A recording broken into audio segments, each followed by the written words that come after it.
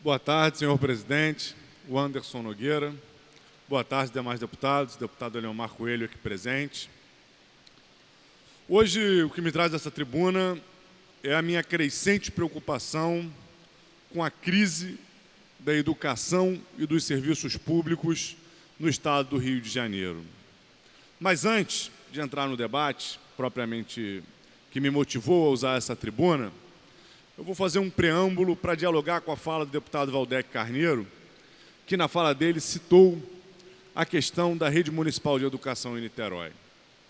Na campanha eleitoral que recentemente atravessamos, fiz questão de pautar na cidade de Niterói a necessidade da prefeitura reconhecer que precisamos ampliar a nossa rede municipal de educação no município de Niterói.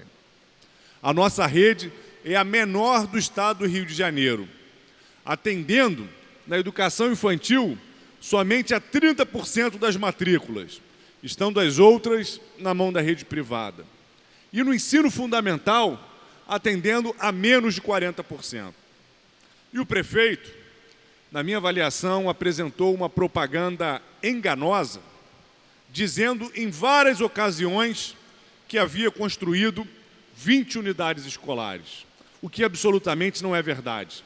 Construiu 5 ou 6 unidades e todas as outras eram unidades já existentes no município, que já eram contabilizadas no censo escolar realizado pela própria Fundação Municipal de Educação como unidades mantidas pelo município e, portanto, que ofertavam vagas públicas e que tiveram a sua gestão transferida, deixando de ser creches comunitárias e passando a ser o MEIs.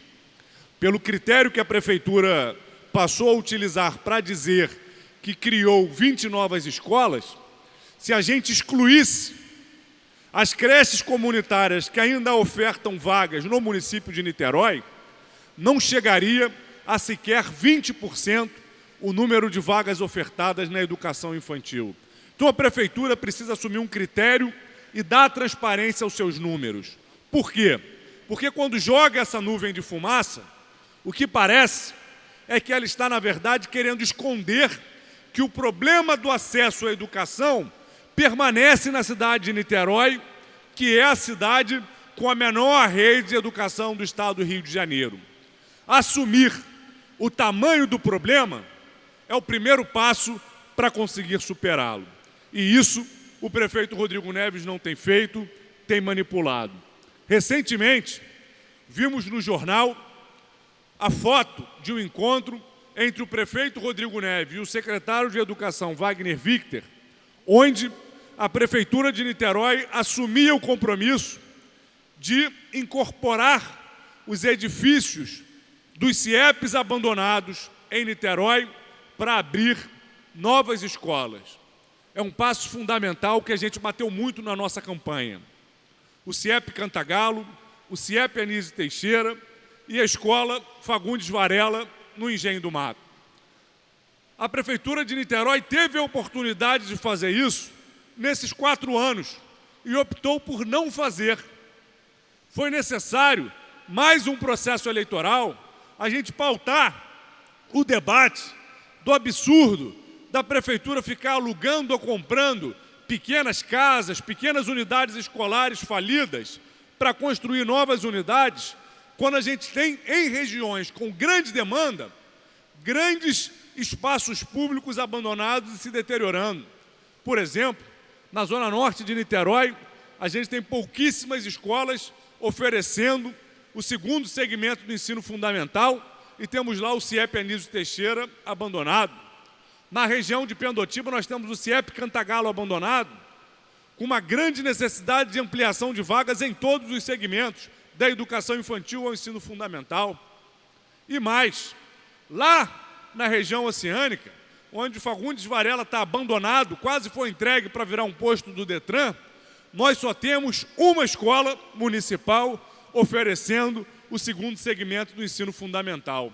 Então a prefeitura, na eleição, assim como começou a asfaltar um monte de rua, anunciou que vai assumir essas 3 unidades abandonadas para ampliar a nossa rede. É pouco. Esperamos que a Prefeitura assuma o compromisso, e os 2 candidatos está colocado esse desafio, para que Niterói deixe de ter a menor rede municipal de educação do Estado. Porque tanto Felipe Peixoto quanto Rodrigo Neves são corresponsáveis por essa realidade, porque fazem parte do bloco de poder que governa Niterói nos últimos 25 anos. Mas hoje, o que me traz à nossa tribuna não é exatamente debater a situação específica de Niterói, onde a gente vê uma educação em dificuldades, em crise, em primeiro lugar em Niterói, porque o acesso ainda é negado numa rede que é a menor rede do Estado, numa das cidades que tem o maior orçamento per capita do Brasil. O que me traz aqui nessa tribuna é a avaliação de que a gente está vivendo uma generalização da crise da educação em todo o estado do Rio de Janeiro. Essa crise que afeta o estado do Rio, que afeta a gestão estadual, está também impactando os diferentes municípios. Os profissionais da educação de Duque de Caxias entraram em greve na última segunda-feira, dia 10, exigindo melhores condições estruturais para as unidades de ensino e o fim do parcelamento dos salários, que já acontece pelo 3º mês seguido. Em Nova Iguaçu, há pelo menos 5 meses, os servidores estão recebendo em datas diferentes, a partir do dia 20 de cada mês. Hoje está acontecendo uma paralisação dos profissionais da educação no município de Nova Iguaçu. Os servidores de Belford Roxo também estão vivendo a realidade de salários atrasados. E na próxima terça, dia 18, vai ocorrer uma paralisação de 24 horas. Aqui no estado do Rio de Janeiro, acompanhamos, na terça-feira, uma reunião da direção do CEP, do Sindicato Estadual dos Profissionais da Educação, com a liderança do governo nessa casa, cobrando que os acordos firmados no final da greve, em julho, sejam respeitados, porque a Secretaria de Estado de Educação sequer está cumprindo a parte do acordo de não cortar o ponto dos profissionais que fizeram aquela paralisação.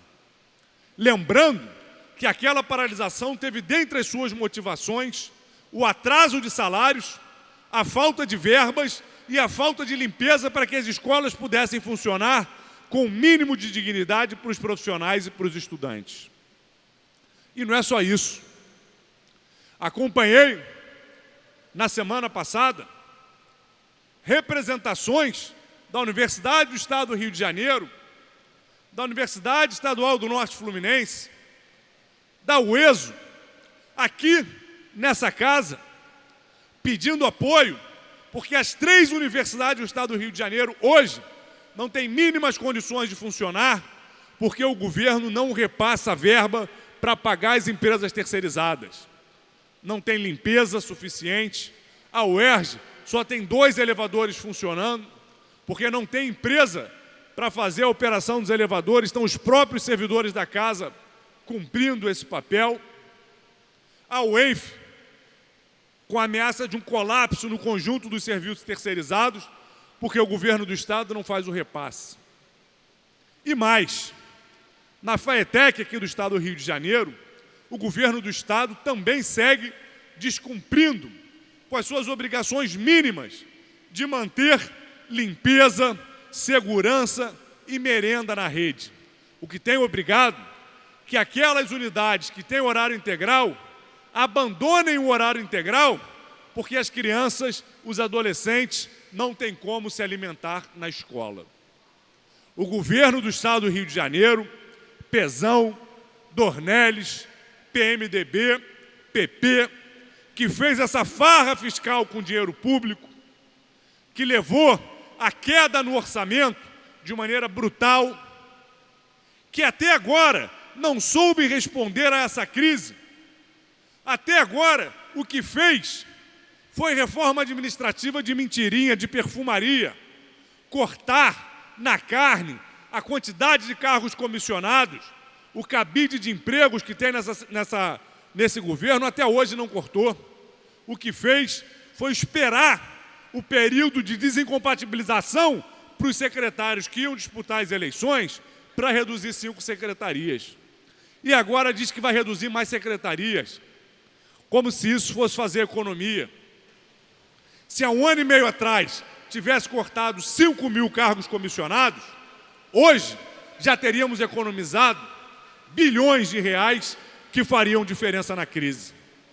Cortar secretarias sem cortar os cargos comissionados, como ameaça fazer o governo agora, é, na verdade, perfumaria de quem não quer mexer na essência do problema, que são as isenções fiscais sem nenhum critério objetivo e o cabide de empregos que se transformou esse governo do Estado.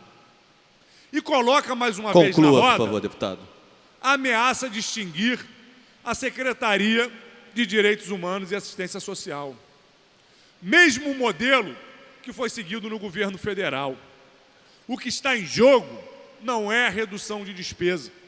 O que está em jogo é tentar calar uma pauta, extinguir uma secretaria que é fundamental na oferta de políticas públicas para determinados grupos sociais. Queremos desafiar o governo do Estado. Mande para essa casa um plano de revisão das isenções fiscais para que a gente possa recobrar capacidade de arrecadação do Estado. Mande para essa casa um esclarecimento sobre quais são os critérios objetivos para esses incentivos fiscais que são distribuídos. Por que os impostos, de maneira geral, aumentaram e o governo escolhe as suas empresas preferidas para ficar fazendo incentivo fiscal sem transparência e sem publicidade? E, especialmente, desafio o governo do Estado a interromper o processo de perseguição aos trabalhadores que está em curso hoje, aos trabalhadores e aos estudantes. Na FAETEC, vários estudantes que participaram das ocupações das escolas estão hoje respondendo a processos administrativos porque o governo do Estado permite e estimula que os seus burocratas persigam aqueles que lutam pelo fortalecimento da educação pública. Na Secretaria Estadual de Educação, vários professores estão sendo perseguidos. Estamos acompanhando casos, cito o exemplo de Maricá, onde o governo está permitindo que os seus burocratas persigam profissionais da educação que vêm lutado pela melhoria nas condições de trabalho. Eu queria concluir, senhor presidente, dizendo o seguinte: a crise que ora vivenciamos está se aprofundando. O governo, que até agora não pagou nenhuma parcela do 13º, que está atrasando o salário dos aposentados, dos pensionistas e de uma parcela considerável dos servidores da ativa, dá sinais de que vai fraquejar ainda mais até o final do ano e colocar em risco o pagamento desses servidores. Mas, ao mesmo tempo, permite que a sua burocracia se movimente, fazendo pequenas perseguições, criando um clima de tentar abafar o movimento. Queria dizer para o governo do Estado que não faça isso, que interrompa esse processo de perseguições que está em curso, tanto na FAETEC quanto na rede estadual de educação. Porque o que essas perseguições vão fazer é servir de mais gasolina, de mais estímulo, para que ainda antes do final do ano letivo, o conjunto dos profissionais voltem para as ruas e coloquem esse governo contra a parede, no seu lugar de um governo falido, de um governo sem moral, de um governo que está colocando o Estado do Rio de Janeiro nas ruínas. E, nesse sentido, na semana que vem, estudantes da FAETEC de Bacaxá virão em marcha de lá até aqui para lutar contra o descaso com a educação no Estado do Rio de Janeiro e contra essa grande agenda que se desenha no Brasil especialmente a partir da PEC 241, que quer fazer com que a educação e a saúde pública do nosso país, que já andam tão mal, e o Estado do Rio de Janeiro é exemplo dessa crise dos serviços públicos que assola o nosso país, se agrave ainda mais. Então, o governo do Estado fica um chamamento de atenção. Interrompa as perseguições burocráticas ou o movimento, os trabalhadores vão responder com ainda mais força, porque esse movimento que existe é em defesa da educação pública, é em defesa dos trabalhadores. E o que o seu governo tem feito é atacar os direitos legítimos da população do Estado do Rio de Janeiro.